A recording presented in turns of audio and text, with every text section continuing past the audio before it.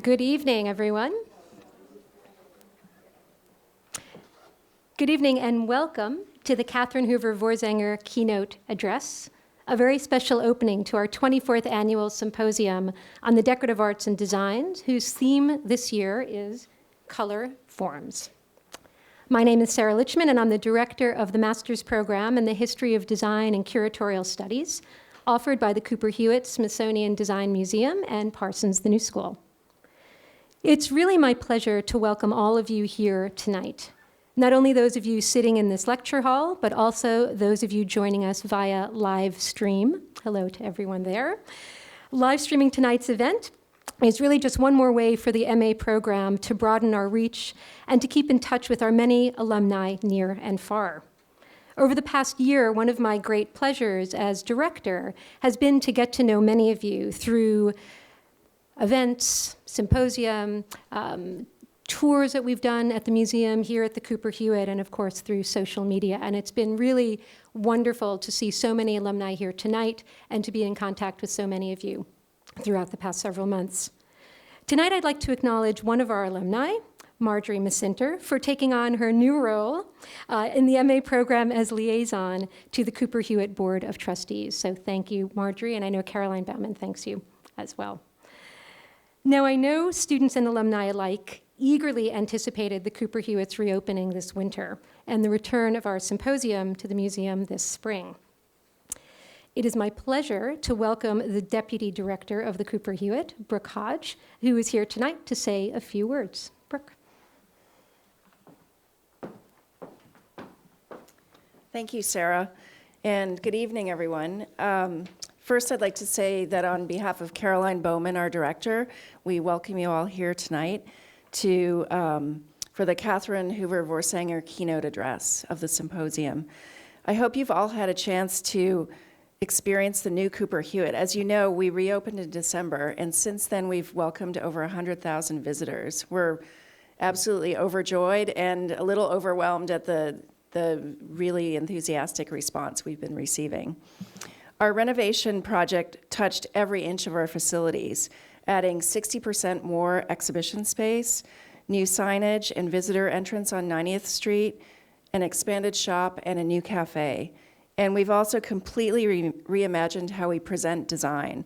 We wanted to transform the visitor from passive observer to active participant and revitalize the whole visitor experience.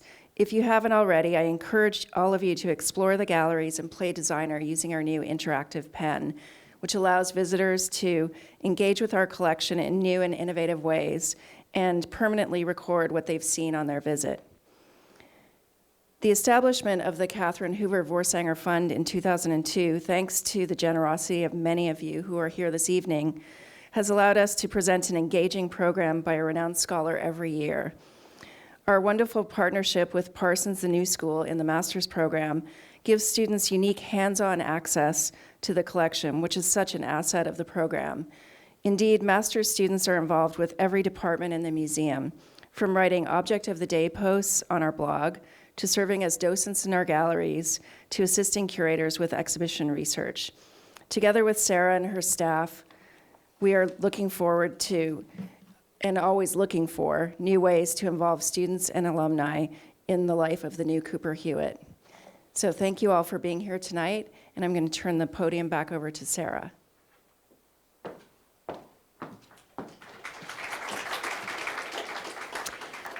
Thank you, Brooke. So many of you may have noticed when you came into the lecture hall this evening, the table over there by the door. It holds copies of the very first issue of the MA program student-produced journal, Objective. I'm absolutely delighted that the launch of Objective coincides with the Voorsanger keynote tonight, and I'd like to acknowledge the tremendous amount of work and effort that it took to produce the journal. Doing anything for the first time is difficult, and students had really one could call it the good fortune, ironically, of putting Objective together during a massive rebranding project at the New School. So they had to deal with lots of unexpected issues having to do with fonts and logos and typefaces and acknowledgements. They handled all of this really with professionalism and aplomb and grace, and I really want to thank them for that. I want to particularly thank a few students, one of whom is Anna Rash. Anna, where are you? Anna, please stand up. Anna is the editor-in-chief of Objective, Julia Pelkovsky as the managing editor, Carolina Arevalo, I saw here. Carolina is here too, and Roy Barron. Carolina and Roy Barron were the designers of the journal as well. Thank you very much. I'd also like to acknowledge Marilyn Cohen, here, a faculty member in ADHT, who was the faculty advisor on the journal as well. It was really a tremendous amount of work, and I encourage all of you who are here tonight, please, if you haven't already done so, pick up a copy of Objective on your way out. And for those of you joining us via live stream, send us an email, and we'd be very happy to send you one from the MA office. It's just, I couldn't be happier with it, really. Thank you very much. So this graduate symposium is named in honor of Catherine Hoover Voorsanger, a distinguished scholar, esteemed curator at the Metropolitan Museum of Art, and gifted speaker, who was also an advisor and faculty member of the master's program for more than 10 years, from 1989 until 2000. During that time, Catherine inspired both our students and faculty. She was an extraordinary presence who excelled in nurturing the graduate students and interns with whom she worked, and who shared her interest in post-federal American furniture and decorative arts. Catherine touched the lives of a generation of students, and to tell us more about Catherine Hoover Voorsanger and the fund named in her honor, I'd like to introduce Dr. Barry Harwood, curator of decorative arts at the Brooklyn Museum, faculty member in the Parsons Cooper Hewitt Master's Program, friend of Catherine Hoover Voorsanger, and a real champion of this event. Barry. Well, I'm delighted to be here, as I have been each year.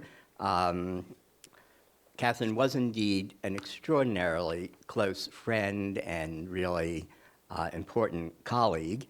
And it's always so wonderful on this night to see old friends of Catherine and her colleagues, but also a chance to introduce the new students to this really extraordinary woman who I was really privileged to know. So Catherine was a graduate of Smith College and earned her master's and PhDs from the City University of New York. She began her career as an assistant curator of fine arts and exhibitions at the California Historical Society in her native San Francisco. In 1979, Catherine moved to New York, and in 1983 joined the staff of the Metropolitan Museum of Art. At the Metropolitan, she distinguished herself by participation in an impressive series of award-winning exhibitions and publications, including co-authorship of Herder Brothers, Furniture and Interiors for a Gilded Age, and as one of the authors and chief coordinator of the seminal Art and the Empire City, New York, 1825 to 61. In addition, she contributed to American Paradise, The World of the Hudson River School in 1988, organized the decorative arts of Frank Lloyd Wright in the Metropolitan Museum of Art in 1994, and coordinated the updating and computerization of the thousands of objects in the Henry R. Luce Center for the Study of American Art that opened at the Metropolitan in 1989. Catherine's Dictionary of Architects, Artisans, and Manufacturers in the catalog for the 1987 exhibition In Pursuit of Beauty has become and remains the standard reference for the field of late 19th century American design. As curator in the Department of American Decorative Arts at the Metropolitan, Catherine was responsible for the acquisition of a score of masterpieces of American furniture that enrich our artistic community and have brought a greater understanding of the contribution of American cabinet makers to the history of furniture. Catherine lectured widely on American furniture, from her native San Francisco to London, from Natchez to Newport. She also served as a board member of the Metropolitan Chapter of the Victorian Society in America. Catherine's most important academic affiliation was, in fact, here at the Parsons Cooper Hewitt Graduate Program. and it was her passion as a teacher and collegiality for which she will be most remembered by those who knew and worked with her. In fact, more than once, Catherine sat on the committee to select the student speakers for the symposium that we'll have tomorrow. She always strove to make both her personal intellectual resources and those of the Metropolitan Museum available to students and other scholars. It was this utterly rare and unique combination of poise, grace, sincerity, amity, humor, and intellectual accomplishments that marked Catherine's all-too-short career. She is missed, but this annual lecture that now bears her name keeps her memory alive for all of us. Thank you.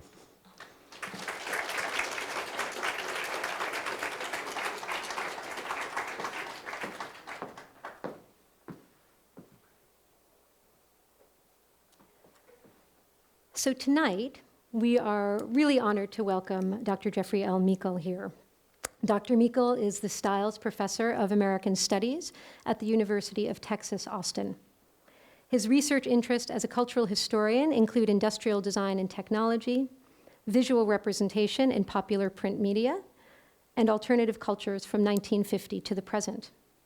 His books include 20th Century Limited, Industrial Design in America, 1925 to 1939, American Plastic, A Cultural History, and Design in the USA. And these are all books I think we can say many of our students read and we assign in our classes throughout the program for many years.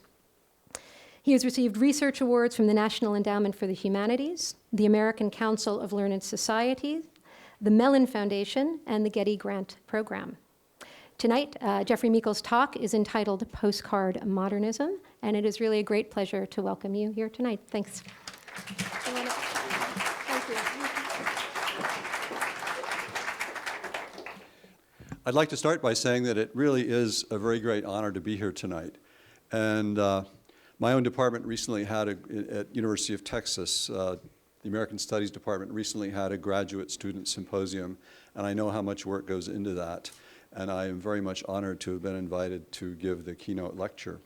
And I also congratulate you on the journal Objectified. We have not come anywhere close to even thinking about publishing a journal, so good luck with that. What I'm offering tonight, but I guess one could say is by way of a kind of case study in color. And the subject is postcards, very popular penny postcards from the 1930s, commonly called linen postcards. In 1937, a woman in upstate New York received a colorful postcard offering a vivid contrast to winter's gloom. Sent from Tucson, Arizona, the card illustrated a radiant desert landscape. Majestic saguaro cactuses stood tall against a sky artfully streaked with reds, yellows, and purples. Long shadows crossed a dirt road curving toward a distant horizon of purple mountains. The sender of the card wrote to her correspondent, "Haven't seen this, but they do say it's real."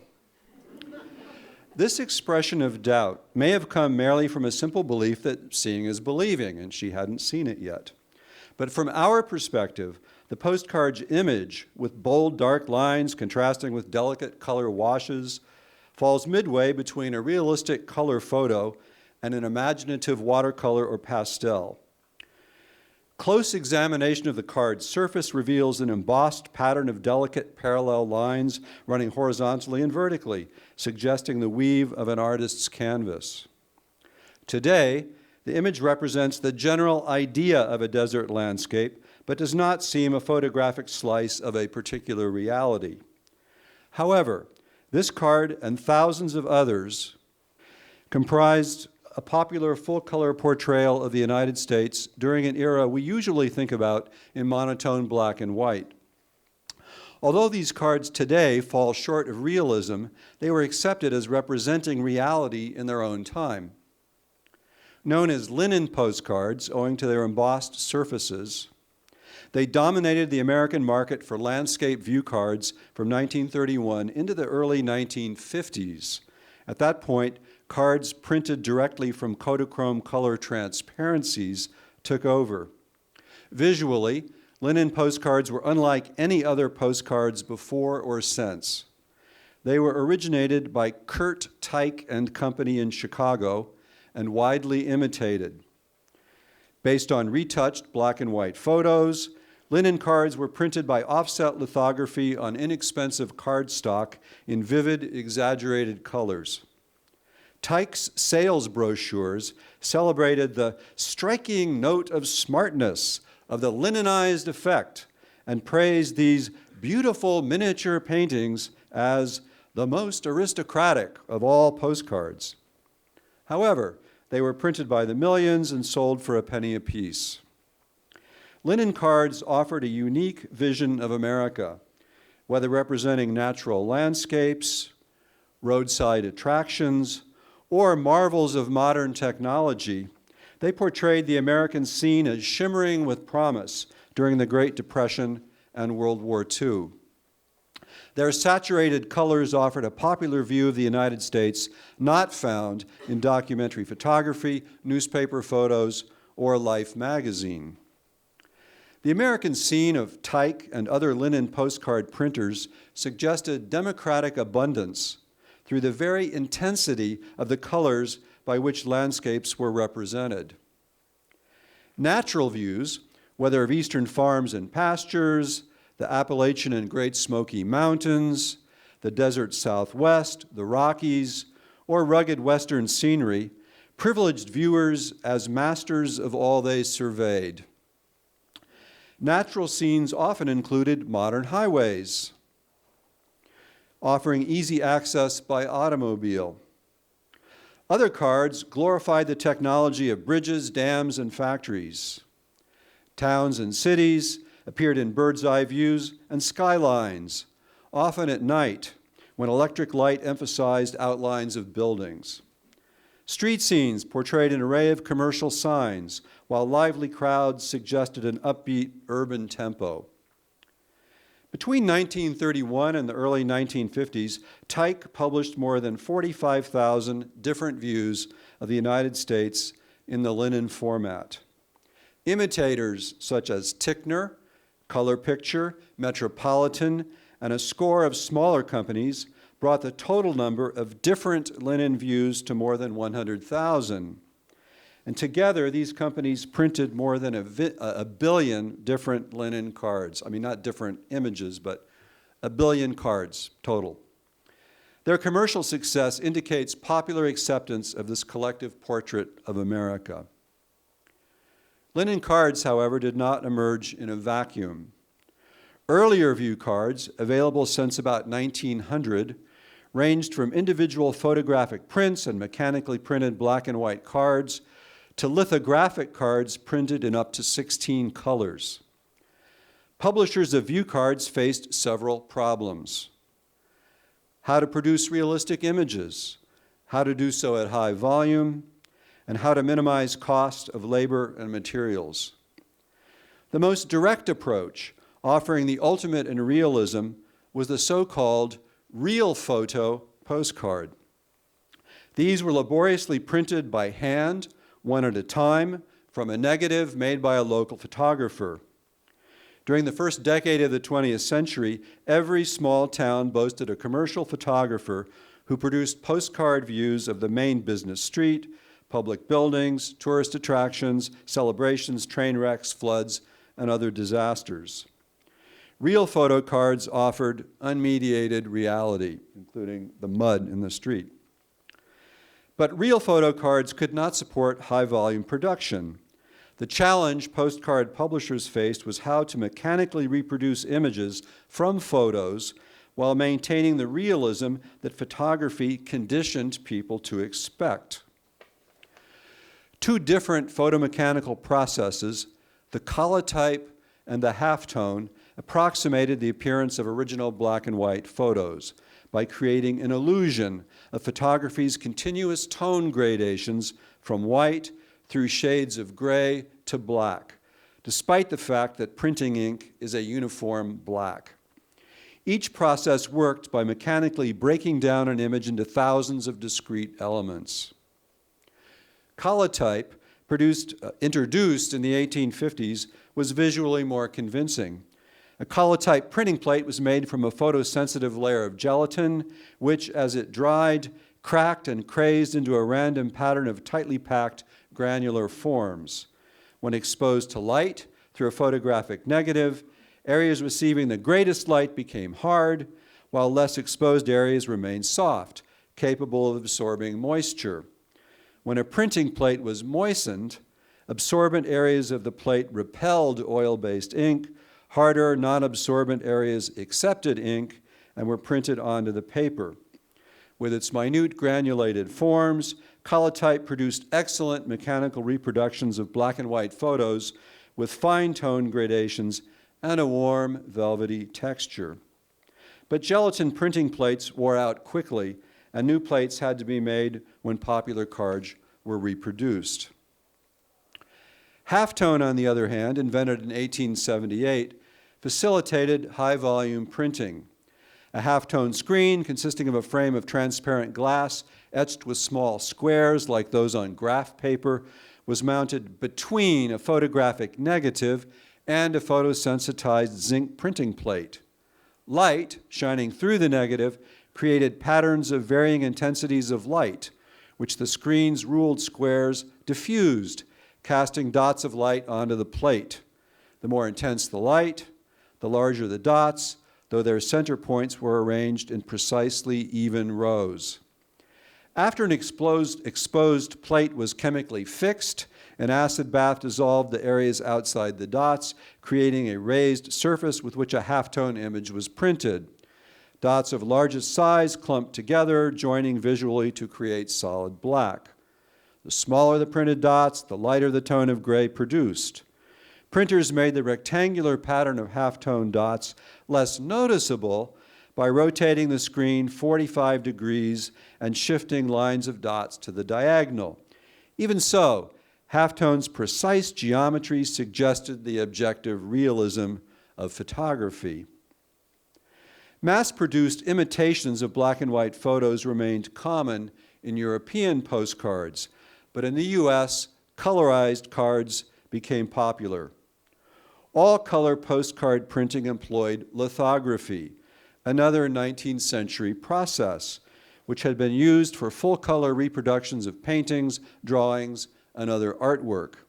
Lithography was based on the discovery that grease applied to a flat piece of absorbent limestone would repel water and attract oil-based inks, while an ungreased limestone surface would absorb water and repel ink. Thus, a flat, smooth limestone could be used as a printing plate when areas to be printed were drawn, stenciled, or filled in with a grease crayon and then chemically fixed. Multiple stones, as many as 25, each inked with a different color, could be overprinted on one sheet of paper to create the infinity of hues needed to reproduce a source as complex as an oil painting. Colorists who examined an original artwork and separated out its colors for printing were engaged in a kind of intuitive reverse engineering. Kurt Teich, a young German printer who immigrated to Chicago in 1895 at the age of 18, had decided by about 1903 to specialize in printing view cards, which were then the focus of an international fad. Teich was familiar with various ways of using color lithography to print postcards. Some cards, such as those he initially imported from Germany, had minimal areas of one or two colors printed over a black collotype or halftone base, imitating the look of a hand-tinted photo. Other cards resembled miniature artworks with 10 or 15 color inks blended through repeated overprintings to yield a thick, saturated image with rich colors. The challenge was to define a point between these extremes by limiting overprintings while still achieving a realistic color effect. Reducing the number of colors saved on labor and materials by reducing the number of printing plates, the number of times cardstock had to be printed, and the volume of ink. When Teich entered the postcard business, lithographers had already simplified the process, employing four-color printing, in which three primary colors, cyan, magenta, and yellow, produce complementary colors when two are layered together. Cyan and yellow yield green, cyan and magenta yield a blue-purple hue, and magenta and yellow yield red. Black, the so-called fourth color, was used for outline, emphasis, and shading, and served as the key or register plate for aligning the other plates during printing. However, instead of exhibiting bright, true colors as we now envision them, the typical postcard palette from 1900 until 1930 was skewed toward cyan or aquamarine. This card, imported from Germany in 1905, is typical. It illustrates a textile mill in Maine. Simulating the delicacy of collotype, the printer used a halftone screen of 200 lines per inch for black, with minute dots creating crisp photographic definitions of the mill, of ripples on the water, and of foreground details. The screen is so fine that widely separated black halftone dots actually texture the entire sky, which we can't see. The card's colors now seem idiosyncratic, but were normal for the time.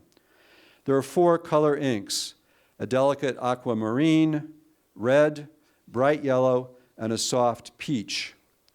Although the image appears crisp, magnification reveals disparate elements. Solid aquamarine fills most of the sky, but lighter areas of cloud are defined by random aquamarine stipples. The river's deep blue-green comes from solid aquamarine printed over large ovals of yellow, called Ben-Day dots, after the printer who first used them. These yellow ovals, which span 4 halftone dots in length and 2 in width, are arrayed in staggered diagonal rows with occasional intensity provided by additional yellow stippling. The factory's red brick derives from a combination of vertical rows of red dashes, the same staggered diagonal rows of yellow ovals, and similar scattershot dots of peach that also extend above the mill building to create a sunset effect. The green of trees in the distance derives from merging yellow ovals with aquamarine stippling. Magnification also reveals the importance of halftone shading, with the eye mistaking black for a darker green or red or brown, depending on the visual context. Although printers reduced the number of printing plates for lithographed postcards from 15 to 5, 4 colors plus black, preparing the plates was still labor-intensive and required an intuitive grasp of color manipulation. Each color's printing surface had to be prepared by an artist working with grease crayons, Ben-Day stencils, brushes, and other tools on a limestone plate or block under a magnification of 20 times the original. Despite a consistent overall aesthetic, color effects varied from card to card. Rather than settling on a standard of 3 or 4 colors, printers shifted colors to create different effects. Even with 4 colors instead of 10 or 15, it still took an artist a week to prepare the plates for a single postcard. In 1910, soon after Kurt Teich entered the postcard business, he pioneered the use of offset lithography, an innovative printing method that enabled faster printing and higher volume without wearing out printing plates. Offset lithography, a mechanized process, employed 3 horizontal cylinders or rollers, one above the other. A curved zinc printing plate attached to the upper roller picked up ink and transferred it to a rubber blanket or layer that was wrapped around the next roller. That roller, as it turned, transferred the ink from the rubber surface to a sheet of paper carried through the press by the third roller. After one color had dried, sheets were overprinted with the next. Advantages of offset lithography included faster speed, higher volume, lower labor costs, and low wear on printing plates because they touched resilient rubber instead of abrasive paper. Throughout the 1910s and 20s, Teich retained the primary aesthetic effect of the company's pre-linen postcards, but streamlined the preparation of printing plates. The black halftone screen was reduced from 200 to 175 lines per inch, a change that required less black ink and visually opened up an image, allowing more of its value to be carried by colors instead of shading. And while Ben-Day dots and dashes applied by hand continued to define yellow, peach, and red, Tyke shifted to halftone dots for aquamarine, which typically covered an image's greatest area. The very existence of these aquamarine halftone dots suggests that Tyke was experimenting with a photomechanical process to replace hand stippling by talented litho artists. This mechanization reached its logical conclusion with the linen postcards of the 1930s. To recent observers, linen postcards seem to have emerged from nowhere as an optimistic response to the depths of the Depression. The social historian Alan Davis observes that bright, romantic, sometimes airbrushed linen cards offered an alternative to the grim social realities of the day. A guide for postcard collectors, that is, a guide published just a few years ago, presents linen cards as evidence of an American faith in the fruits of abundance during a time of hardship. The cultural geographer John Jekyll finds in linen cards a visual modernism suggestive of a better future. And a former curator of the Tyke Company's archive observes that what exists here is really America as it saw itself. But was any of that intentional? Did Kurt Tyke recognize the larger import of what he was doing? Did the printer, by then a naturalized citizen for over 30 years, intend a hopeful portrait of a nation that had brought him prosperity? Did he orchestrate photographers, artists, and printers, many of them fellow immigrants, in making a culturally resonant portrait of the nation? Or were they merely doing a job, one postcard at a time? Tyke left no clues in his autobiography. He remarked only that the Depression brought hard times as orders for postcards evaporated and New Deal policies added to his labor costs. It seems likely that several factors, economic, technical, and aesthetic, came together to create extravagantly colorized linen postcards in a transformation that quickly swept away the older halftone lithographic cards with their sharp photographic outlines and delicate washes. Always seeking to benefit from technical innovation, Tyke investigated reports of new watercolor inks introduced in 1927 by the French printer Jean Berthet. These new inks made bright, saturated colors attainable without the expense of multiple overprintings. Intended for low-volume work such as art posters, Berthet's water-soluble inks were hailed for rich opacity and brilliancy of color. Their effects were so impressive that rival chemists duplicated them with thin, dye-based inks, which, though containing oils, would act like Berthet's watercolor inks. But Tyke could not use the new inks until he changed his card stock. When printed on the company's usual smooth pasteboard, the new inks were absorbed rapidly, lost their brilliance, and yielded a dull, faded product. The company experimented with cardstock embossed with various surface textures. And here we see a very early wavy texture there, embossed. The idea was to create greater surface area through minuscule ridges and valleys, and thus greater exposure to air after the inks transfer to the paper. The ink dried quickly instead of being absorbed, and the finished cards retained the new ink's deep, saturated hues. The embossed texture also gave postcards an illusion of being printed on expensive handmade paper, as here, or on a miniature artist's canvas, the linenized surface that was eventually adopted. Competing printers imitated the look of Tyke's new linen cards, and by the mid-1930s, virtually all color postcards in the United States were linens. New inks and texturing brought new printing economies.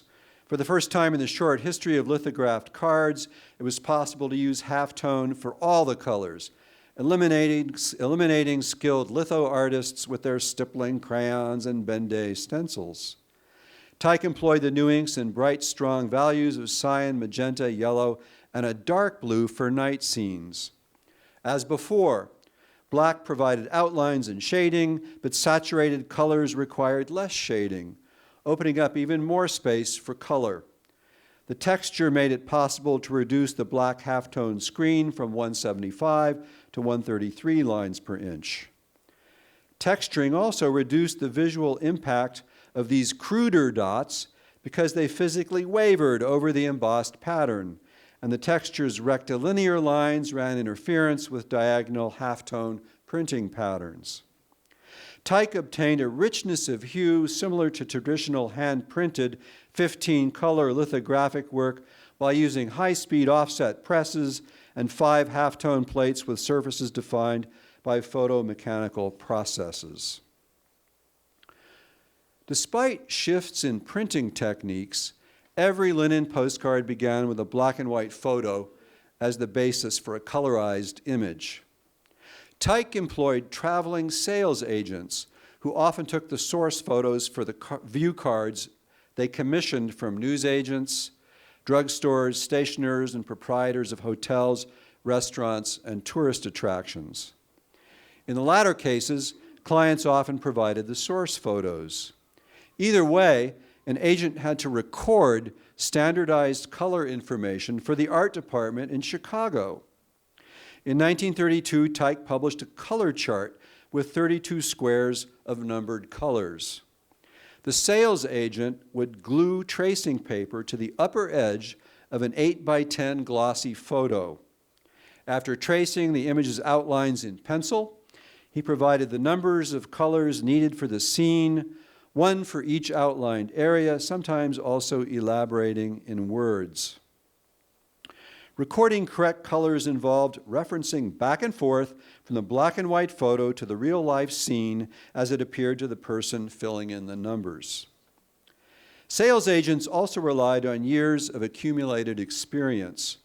For a card showing a passenger train crossing a causeway over Utah's Great Salt Lake, a sales agent referred to an earlier card for the yellow for a Southern Pacific diesel locomotive and pointed out lots of chances for color in the sky because deep red sunsets are a regular thing on this lake.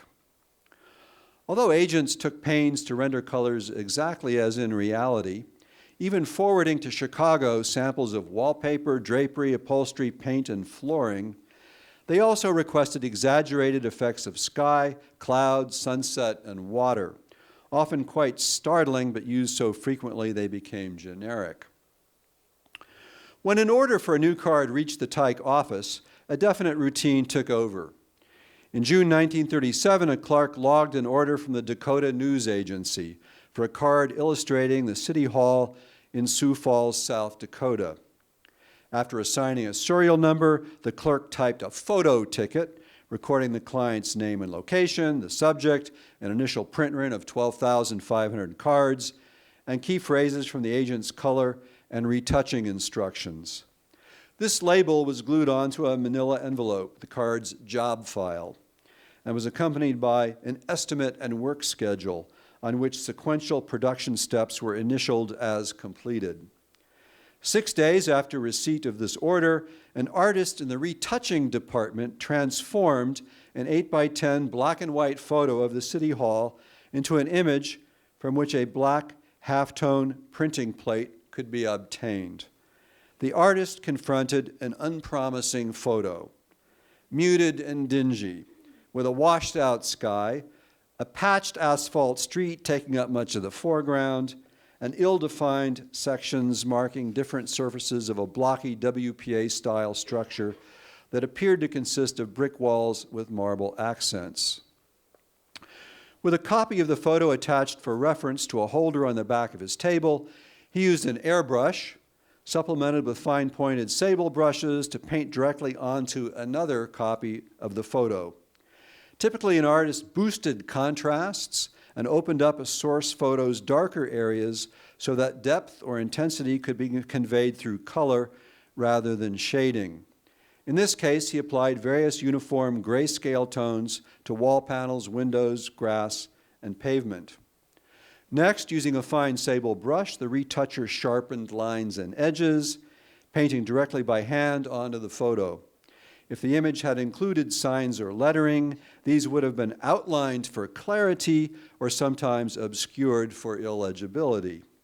In this case, the artist simplified and sharpened other structures in the distance and on the sides. He might just as easily have obscured them or deleted them entirely. The artist also brought out a streetlight pole and rendered its globe more clearly. Following handwritten instructions, he cropped the image, airbrushed out 3 older Model T Fords parked in front, and sprayed highlights onto fenders of 4 late-model sedans parked along the street to the right. Also following instructions, the artist painted U.S. flags on previously empty flagpoles. He cleaned up the street corner, which had a bank of mud extending outward from the curb, eliminated a weedy strip between the front curb and sidewalk, and smoothed the street's paving. A single artist typically did all the work on an image, but some specialized in tricky subjects, automobiles, interiors, and atmospheric landscapes. Most jobs remained in the retouching department about 5 business days, but took only 4 to 8 hours. After the retouched image was approved, the key or black printing plate for the image was prepared. In this step, the retouched photo on the right was rephotographed. The negative thus obtained, which reflected the sharpened details and contrasts of the retouching process, was printed through a halftone screen onto a photographically sensitized zinc plate. 2 types of halftone proofs were printed from this plate, one in black to guide a watercolor artist, and 4 in light blue for later use by a colorist, and more on that later. Using the agent's color instructions and the proof from the black key plate as a guide, an artist spent 90 minutes hand-painting a postcard-sized watercolor of the image. This color proof was sent for approval to the client, the Dakota News Agency. The miniature painting presented the City Hall as a blue-gray structure surrounded by grass of the deepest green and a dramatic sky with huge cumulus clouds suggesting an approaching storm. Approval usually came by return mail, but in this case the client objected, complaining, "Blue shading on the building creates an entirely different effect than is natural. The brick was actually very light colored." The client called for a much brighter treatment to make the building stand out as it really does and to make the card appear more natural. Even the atmospherics were wrong.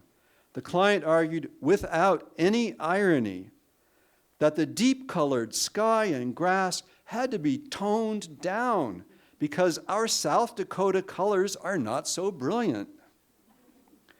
The design was reworked in response to these complaints and then sent to the colorizing department. The work there took nearly 10 hours. Colorizing was central to Teich's process for making linen cards. Despite promotional talk of natural or real colors, linen cards relied on what printers technically called fake color work. Teich's fake colorizing was a proprietary variant of a process so different from printer to printer that an exhaustive 800-page printing handbook devoted only 2 vague sentences to it. The process was even more standardized than retouching. According to anecdote, Teich's colorists were female workers segregated on a separate floor of the plant. While traditional lithographic color separation involved rigorous analysis and considerable intuition, the point of the linen process was to lower costs by reducing colorizing to a rote procedure. The colorist assigned to the Sioux Falls project used the revised watercolor proof as a general color guide as she worked on 4 postcard-sized sheets of heavy white paper, one for each of the 4 printing colors, cyan, magenta, yellow, and dark blue. Each sheet had the black halftone base of the image printed in a faint blue ink visible to the eye but not to a camera lens. In front of the colorists were 10 bottles of numbered gray inks, ranging from just the faintest hint of off-white, number 1, to progressively darker grays, to a full, rich black, number 10. The colorist relied on a chart with swatches of dozens of possible colors.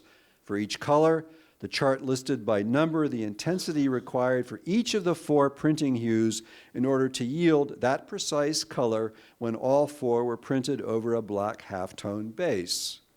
Comparing the watercolor proof with swatches on the color chart and working on one sheet at a time, the colorist painted by number, filling in various shapes with differing ink intensities required for that hue.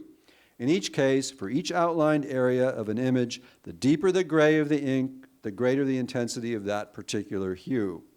At that point, after a colorizing process that had taken about 10 hours, the camera department took over. Each of the 4 sheets, one for each printing color, was photographed. Each exposure was made through a halftone screen onto a photosensitive glass plate, creating a screened negative conveying the intensity of that particular color. These glass negatives were then ganged or assembled into large rectangular frames along with those for other postcard images. An entire frame was exposed onto a single large sheet of photosensitive zinc, which became the printing plate for that particular color for 110 different postcard views, and the process was repeated for the other 3 colors. With completion of halftone printing plates for each of the 4 colors, the Sioux Falls card was finally ready for printing. 12,500 large sheets of cardstock moved through a relief press for the front and back captions of the assembled cards, and then through offset presses for the 5 colors of the image, including black. After being sliced apart and separated from the other designs, stacks of crisp new cards representing the Sioux Falls City Hall as somewhat duller and grayer than in the watercolor proof were packed in boxes totaling 125 pounds in weight and shipped by rail to the Dakota News Agency. Tyke charged the client $4.50 per thousand, or about $56 total plus shipping. The company lost money when preparing printing plates for a new card. Tyke's son recalled, "We would be willing to spend enormous sums of money on a particular card to get the card the way the customer wanted it. We lost our shirt. Only when a client reordered the same card did the company make a profit." Given that retail prices, wholesale prices, and production costs differed only minimally, the Tyke plant had to churn out postcards nonstop in order to maintain a slim profit margin. The genius of the linen process, which applied mass production to popular imagery through rationalized photography, retouching, colorizing, printing, and distribution, lay in the fact that an economic imperative yielded not only a formulaic genre of representation, but also a unique, colorful style celebrating an American scene charged with optimism. Now, 70 or 80 years later, linen postcards do seem to project their own aesthetic. But nothing in the record suggests that anyone at Tyke & Company, least of all the founder, conceived the original purpose as anything more than presenting dramatic, colorized landscape views.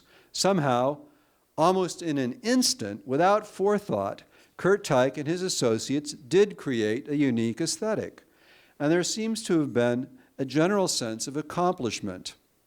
In April 1933, 2 years into the linen process, when the company was actually still printing a substantial number of pre-linen cards, Tyke reported that distributors in Florida were enthusiastic about the new linen cards and intended to go ahead stronger than ever for the coming season. Referring to the new cards by their trademark, he implored his sales agent for several western states to push strongly the art color tone line. Insisting on the product's dramatic difference from anything else on the market, Tyke claimed that the public will buy these pretty art color tone postcards readily. Emphasis on color ran throughout newsletters and booklets for sales agents. In 1933, Kurt Tyke News, compared the colors of linen postcards to those of the Chicago Century of Progress exposition, for which designer Joseph Urban had employed 24 saturated colors in bold patterns to unify unusual modernistic architectural forms. The writer, in Kurtijk News, was pleased the company had perfected this latest color process just in time for the World's Fair, so the company's souvenir postcards would be up to the task of representing it. The linen process offered a century of progress in color reproduction, an advancement in lithography which, a few years ago, we did not dream was possible. 2 years later, the in-house newsletter advised sales agents to emphasize the company's 40 years of experience in design, encompassing an originality of thought peculiar to postcard presentations, and an ability to create outstanding and individual designs for any subject. Do you suggest designs when you sell? Agents were asked. Or are you too anxious just to bag an order?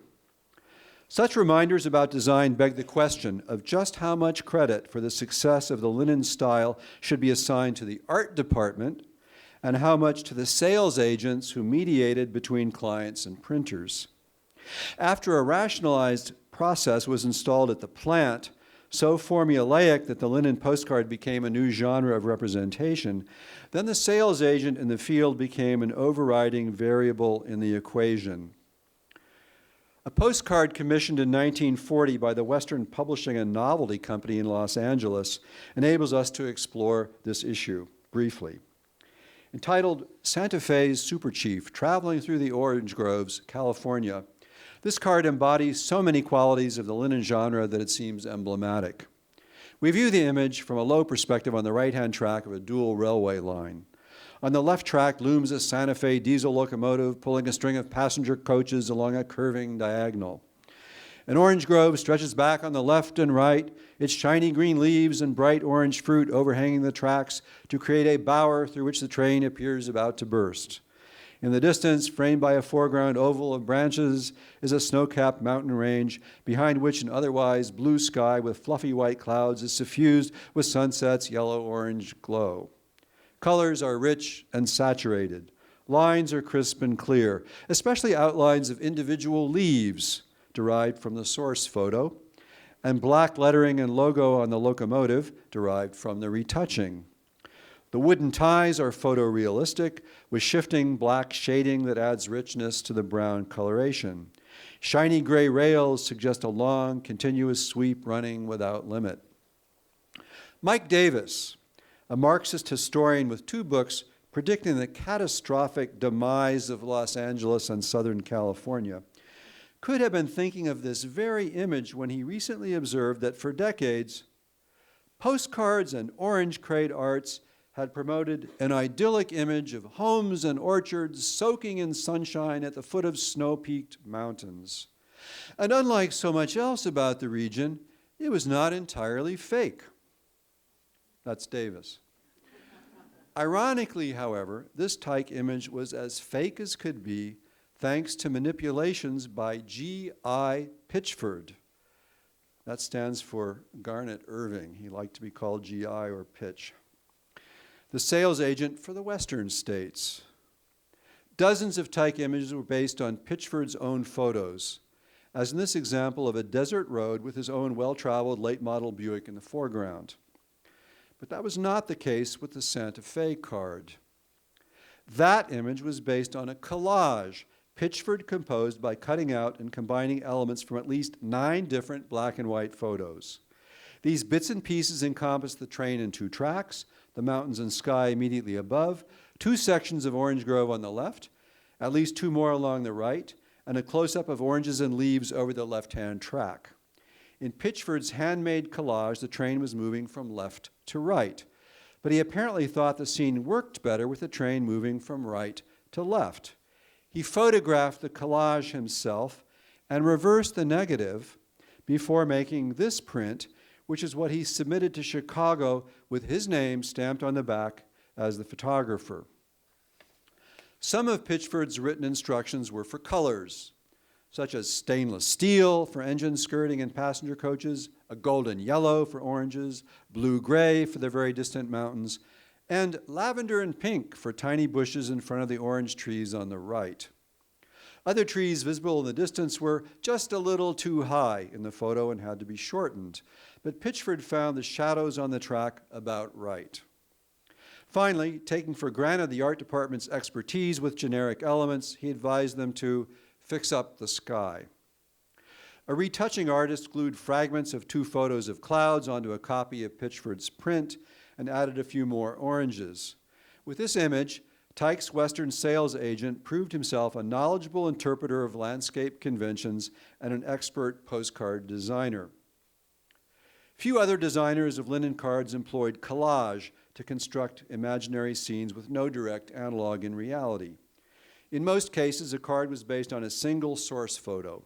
Even so, other agents and artists transformed their sources in ways that resonate with the intentions expressed in Pitchford's super-chief image. For one thing, despite the projective motion of the Santa Fe locomotive through an idealized landscape, the image is mostly flat, and its attractiveness is more a matter of dramatic juxtaposition of bright colors than creation of a realistic illusion of depth. Earlier color lithographic postcards, owing to their reliance on the meticulous detailing of fine-screened halftone shading, better conveyed a photorealistic illusion of depth.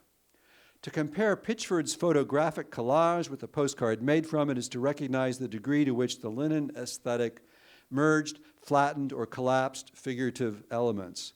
The paste-up collage exaggerates depth as the physical edges of its parts overlap. In moving from collage to printed postcard, however, details are reduced to essentials. They are as streamlined as the locomotive's form. This effect derives partly from the smoothing of the collage by airbrushing. It also owes something to the miniaturization of the postcard format, which reduces the surface area of an image to roughly 1/4 that of a standard 8x10 glossy photo. This visual effect of streamlining or reducing to essentials was typical of much 1930s commercial design, whether in automobiles, domestic appliances, or the architecture of movie theaters, nightclubs, and restaurants. The linen aesthetic thus conformed to the era's dominant design motifs, a fact that may have contributed to its success. Above all, the linen style presented bright, colorful, upbeat images. The need for success in the marketplace ensured that linen postcards responded to common desires of ordinary citizens. The images challenged few opinions and posed few questions.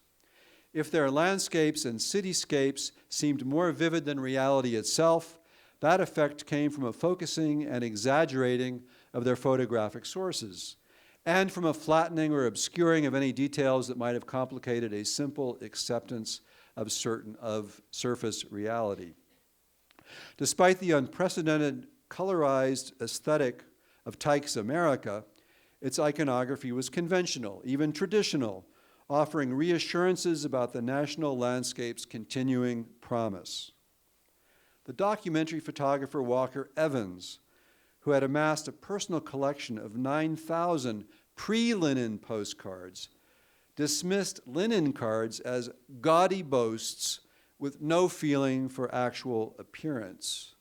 More typical, however, was the response of visitors to Bryce Canyon, who bought a card shimmering with pinks and purples and then hastily scrawled on the back in pencil, "This is just the way it looks." The linen postcard standardized and mass-produced an idealized, perceptually streamlined view of the American scene. Not as realistic as a photo or a pre-linen lithograph, the linen postcard was based on a plausibility that made its limited focus acceptable, attractive, and even desirable. Its very status as a mechanized, mass-produced, and fundamentally modern visual medium enhanced its cultural influence. Even in views whose locally unique details were obvious, the comfort of familiar generic perspectives, frames, and forms, repeated over and over again, conveyed a power that might be defined as cultural verisimilitude. Thanks very much.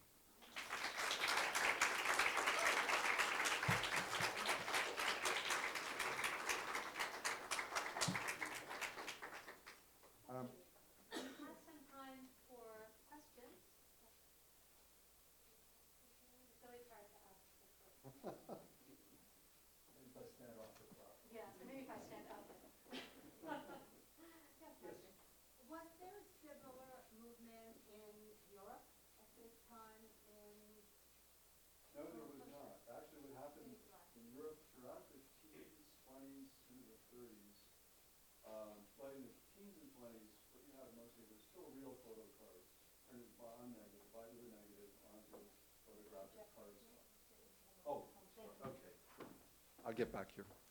Okay, does this work?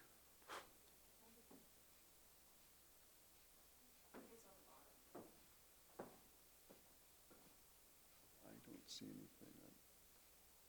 Well, okay. Yeah, in the teens and 20s, there were basically two types. The real photos tended to be not so prevalent. What you saw were monotone collotypes and then shifting over into monotone halftones. In other words, black and white, still imitating black and white photos. And in the 30s, for whatever reason, the collotypes and halftones disappeared, and what you mostly see in Europe are, again, real photos. There must have been a mechanized process for printing them fast on photo paper, photo cardstock. But they're real photographs. They're not mechanically reproduced, they're not photomechanically reproduced. And you see a lot of those in Germany and in France especially. And there continued to be ones that were printed in multiple lithographic colors like the ones from 1900, 1905. But I would say that the predominant European ones were black and white of one sort or another. Oh, hold on. Let me pass this back to you.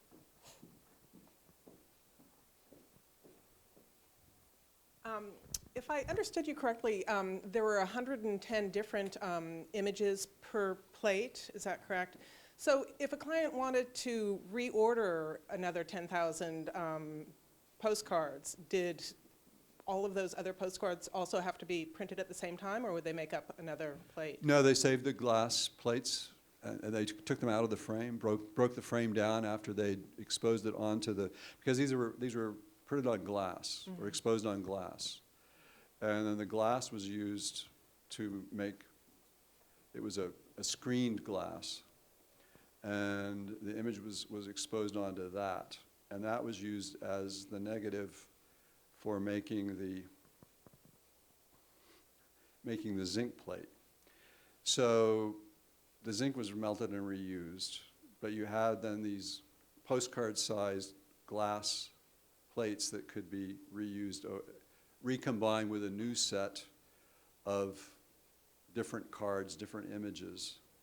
So if, let's say you had 110 reprints, you just take the glass for each one and stick it into the frame and expose an entirely new zinc printing plate for it, if that makes sense.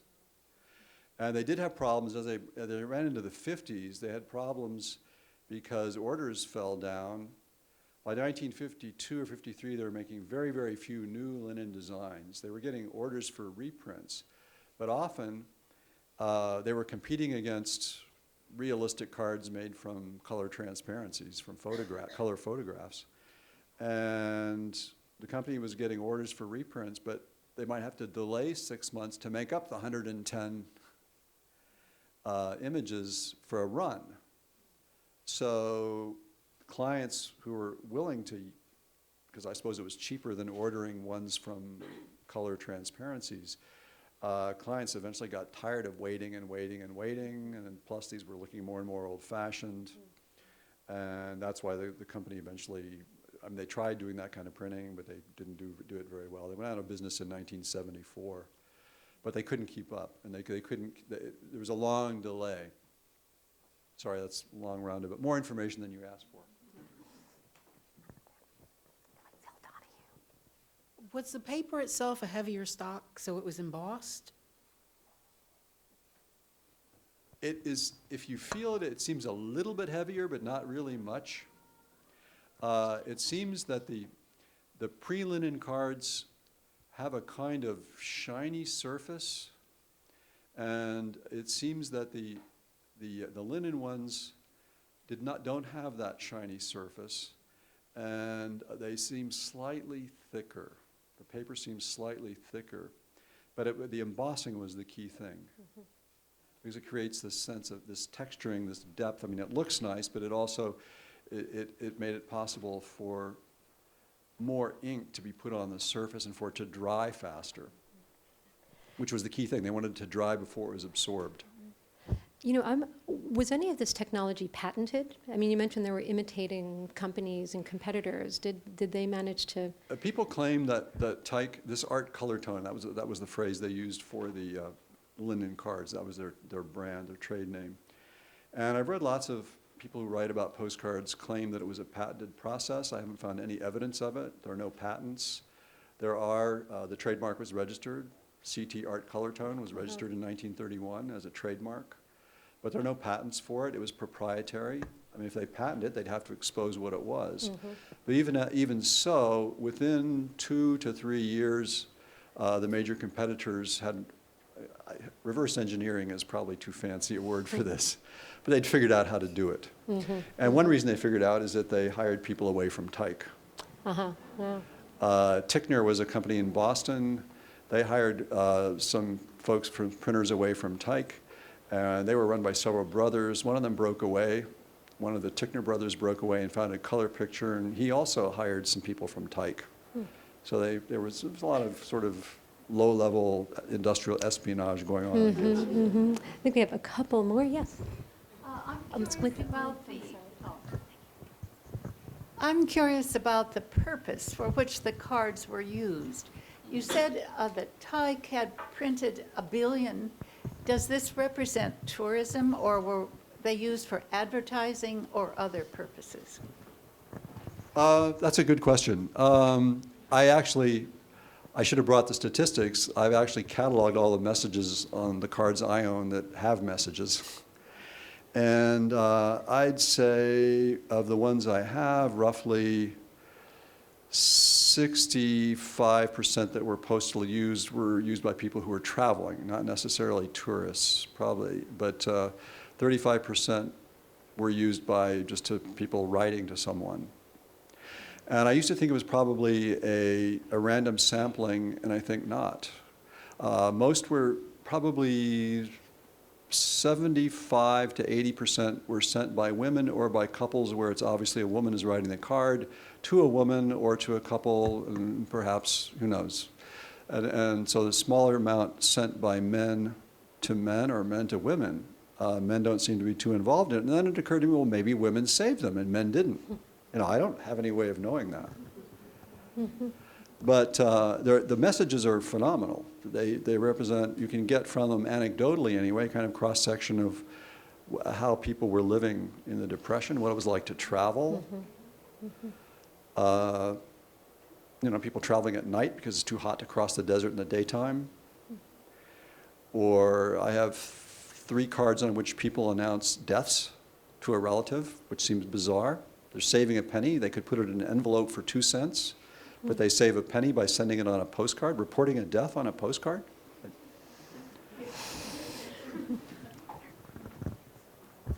I was going to ask about the choice of subject matter.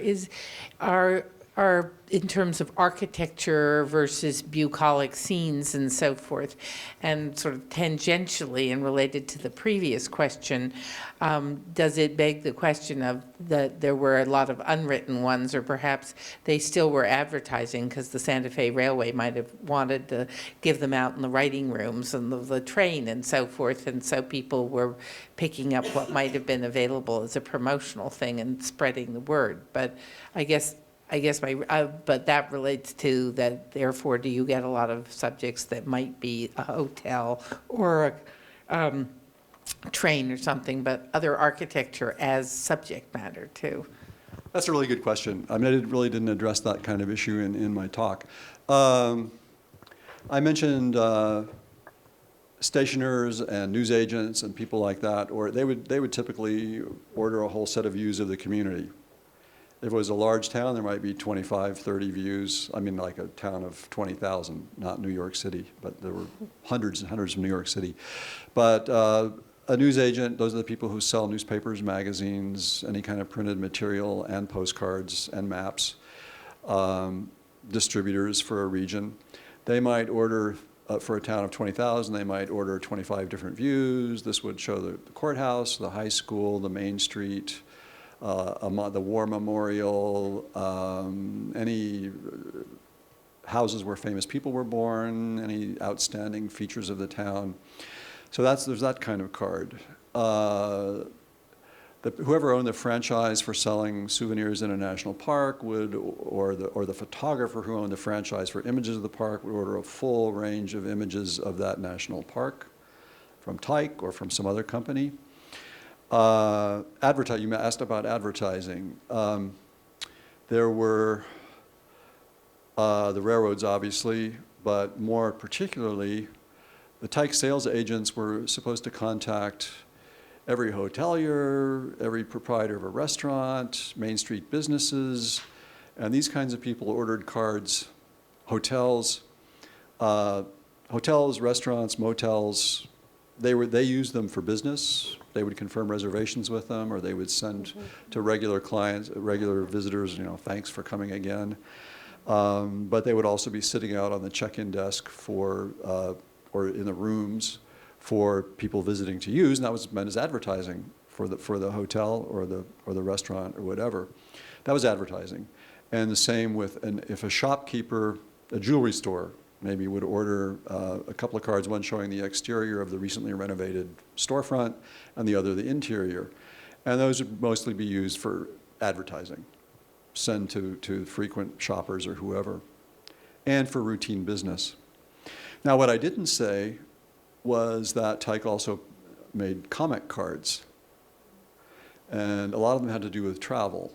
They had to do with travel trailers, outhouses, tents. Tent scenes usually had silhouettes of presumably naked women projecting onto the tent itself, viewable from the outside. Lots of outhouse jokes. There were racial comic cards some of them are pretty awful. And what I didn't say is that if you're just thinking of individual images, like how many different images did Tyke produce? I'm going to say that roughly 80%, 85% to 90% of the individual images created by Tyke were either landscapes, cityscapes, or advertising cards of the sort I've talked about, exteriors, interiors, hotel lobbies, all of that. And the other 15% were comic cards. The Tyke Archive, which is in the Lake County Discovery Museum in Wauconda, Illinois, north of Chicago. It's a wonderful place, a wonderfully maintained archive. All kinds of records of the company are there. They have the annual report for the company. It's an in-house auditor's report for the year 1939, and it tells what the sales are for each sales region. And so only 10 to 15% of the individual images were comics, but in 1939, 60% of the cards sold were comics, and only 40% were view cards. So my guess is that probably the men were buying all the comic cards. I don't know. Yes, Rosemary. I think this aesthetic is really very, very clear. You see it going from card to card. Have these view cards had any impact on set designs and film? Because you mentioned that period going into the 50s, and you can see that aesthetic, particularly in images of the West. That's a really good question, and anything I say about it would just be, my opinion, not an educated opinion, really. When I tend to think about that, I think more of some of the urban views, which seem to me, I didn't show many skyscrapers, but the urban views seem to me to have influenced set designers all the way back to, I don't know when the original resurgence of Batman was. But Batman, Superman, Dark City, et cetera, on and on and on. I would think that those set designers have looked very closely at those postcards. And I think probably not so much any influence on scenery in Western movies or anything. I don't know. Time for one more. Marilyn? Hi, I think I've seen myself among the cards that they actually, with the beach scenes, repeat, right, the they'll take the scenes of the beach and it'll be Atlantic City and it'll be Miami. So they're using the same. Have you seen that? I mean, I have, and I. Yeah. I mean, that's usually, that gets, my other postcard lecture focuses a lot on that, and it gets good laughs. But there's a card of a beach at the Great Salt Lake. And there are about 10 young women running in the surf. Is there surf there? I mean, it's low. But there are waves there. I've never been there. I don't know if it has waves, or maybe if the wind's blowing hard. But they're running in the surf, kind of towards the viewer. And in the background, there's some rocks sticking up, and there's some line of parked cars. But in any event, the focus, and they're not. It's not really close up. They're kind of mid distance. But they're clearly having a good time. They're holding hands, and they're running towards the viewer through the surf. And I found a card from 3 years earlier that is a close-up of those same women, based on the same source photo. And it was copyrighted by a photographer in Miami. I mean, sometimes copyright of the photographer shows up on these cards, not very often. But this one was. And all they had done was simply cut that out, rephotograph it, change the ratio of it, razor it out, stick it on top of this other photo. And it was G.I. Pitchford, the Western representative, who, he didn't actually do this, he directed them to do it. But then they show up again and again and again and again. These 9 or 10 women from Miami Beach. I mean, they're literally on, I own about 6 different places, 3 different designs. They're often on these cards that have 5 images. I didn't show any of those, but they'll be running towards the surf, and then there'll be 4 little vignettes showing other kind of beach scenes, but they're the center. And they're all up and down the East Coast. They traveled a lot. And occasionally a woman's bathing suit will change color. But Great. We have plenty of time to speak informally upstairs. We have a reception in the Great Hall. I invite all of you to please join us. And tomorrow we have the student presenters beginning at 10:30. We have one session that will run from 10:30 to 12. We'll have a short intermission coffee break. And then the second presentations from 12 to about 1:30. So we have one very full morning session. We really have a lot of terrific presenters, international speakers, and the like. So I really hope to see many of you back here tomorrow, and also to speak to many of you upstairs. Thank you very much. Thank you.